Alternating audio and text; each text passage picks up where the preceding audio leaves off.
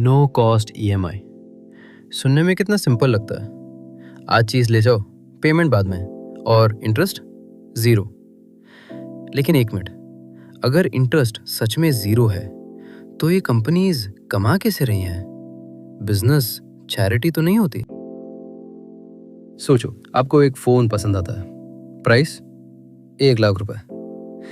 1,00,000 देखते ही हम उस परचेज को थोड़ा सीरियसली लेने लगते हैं।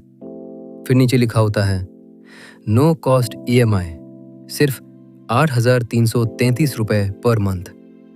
और वही दिमाग बोलता है, अरे इतना तो हो ही जाएगा। प्राइस बदला नहीं, बस उसको देखने का तरीका बदल गया। और सबसे इंटरेस्टिंग बात, नो कॉस्ट ईएमआई आपसे वो चीज़ें खरीदवा देती है जो शायद आप कैश में कभी नहीं खरीदते।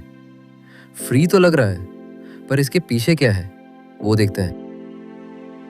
सबसे पहले सीधी सी बात, जब आप नो कॉस्ट ईएमआई सेलेक्ट करते हो, फ़ोन आप घर ले जाते हो आज, लेकिन उसका पैसा आप एक साथ नहीं देते। एक बैंक या फाइनेंस कंपनी आपके उस परचेज को फाइनेंस करती है, दुकान को उसका पैसा मिल जाता है, और अब आप धीरे धीरे उस बैंक को रीपे करते हो। मतलब नाम कुछ भी हो, नो कॉस्ट ईएमआई, पे लेटर, बाय नाउ पे लेटर, ये क्रेडिट है, यानी उधार। और क्रेडिट लेना कोई बुरी बात नहीं है। प्रॉब्लम तब शुरू होती है जब लोन जैसा लगता ही नहीं। कोई लंबा फॉर्म नहीं, कोई बैंक ब्रांच नहीं, बस एक बटन। और जब उधार एक बटन जितना इजी लगने लगे तो क्या मुझे ये सच में चाहिए वाला सवाल चुपचाप गायब हो जाता है। अब समझते हैं कि क्या नो कॉस्ट ईएमआई सच में इंटरेस्ट फ्री होती है। जवाब है कभी हाँ, कभी थोड़ा कॉम्प्लिकेटेड। बहुत बार होता क्या है, बैंक इंटरेस्ट कैलकुलेट करता है और ब्रांड उतना ही डिस्काउंट दे देता है, इसलिए आपको final offer no cost EMI दिखता है।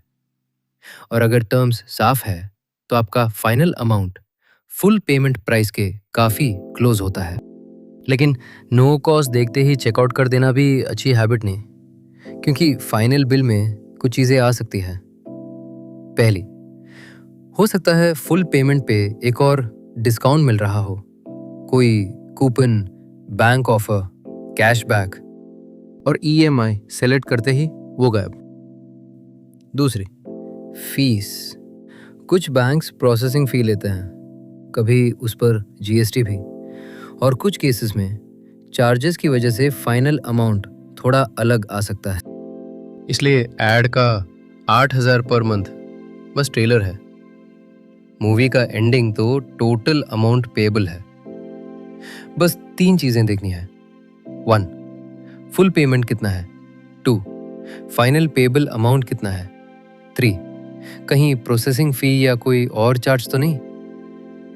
2 मिनट का काम है, और वही 2 मिनट ऑफर और मार्केटिंग का फ़र्क दिखा देंगे।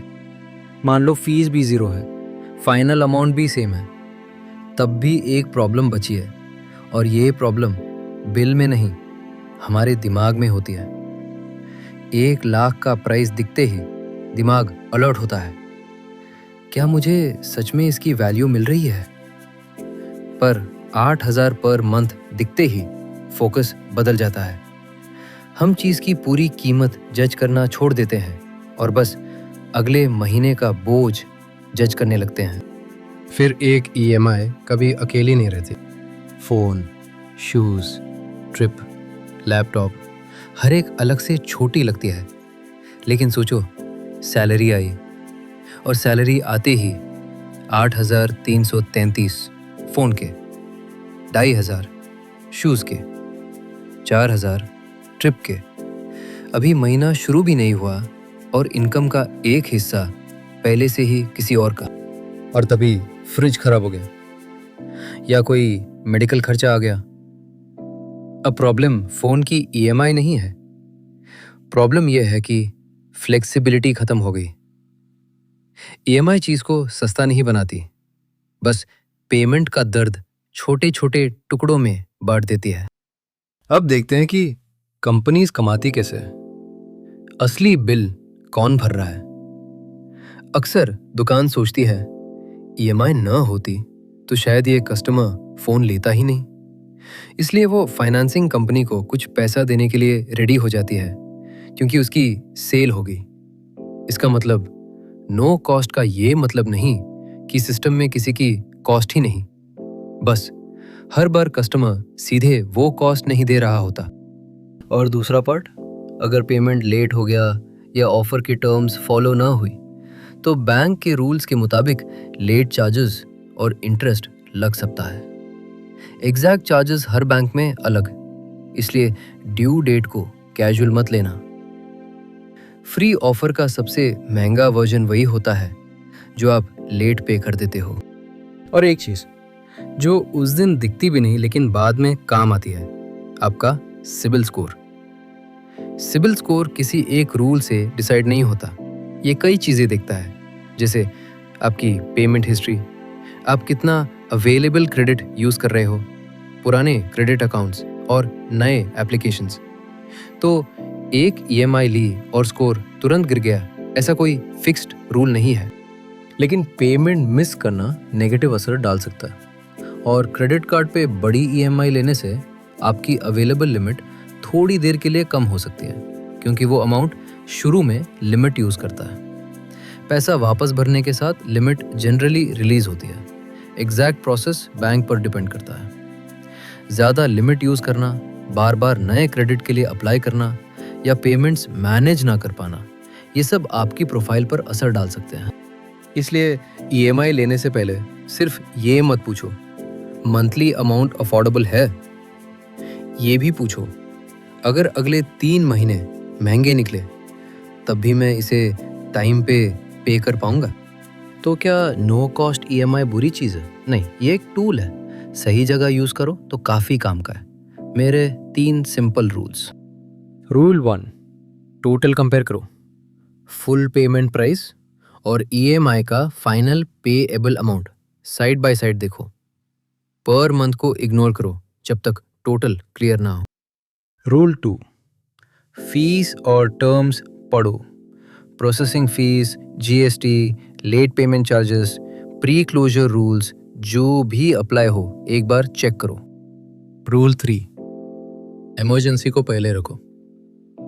ईएमआई तभी लो जब चीज़ें ज़रूरी हो, कैश फ्लो मैनेजेबल हो और इमरजेंसी के लिए थोड़ा बफर बचा हो। और सबसे सिंपल टेस्ट, खुद से पूछो, क्या मैं ये चीज़ कैश में ले सकता हूँ? अगर हाँ, और ईएमआई सच में सस्ती या कन्वीनियंट है तो लेना समझदारी हो सकती है। अगर नहीं तो एक और सवाल, मुझे ये अभी चाहिए या बस ये मंथली नंबर अच्छा लग रहा है? वही सवाल बहुत सारी परचेसेस को फिल्टर कर देगा। नेक्स्ट टाइम जब नो कॉस्ट ईएमआई दिखे, सिर्फ मंथली अमाउंट मत देखना, टोटल देखना, टर्म्स देखना और अपनी नेक्स्ट सैलरी को भी याद रखना। अगली बार जब सिर्फ 8,333 पर मंथ दिखे तो याद रखना, कहानी कभी भी सिर्फ 8,000 की नहीं होती। ईएमआई कभी कभी आपको चीज़ें अफोर्ड नहीं कराती, बस अफोर्ड करने का एहसास देती है, और ये दोनों चीज़ें बहुत अलग हैं।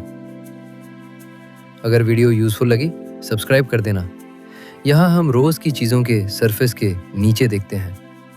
मिलते हैं अगली वीडियो में।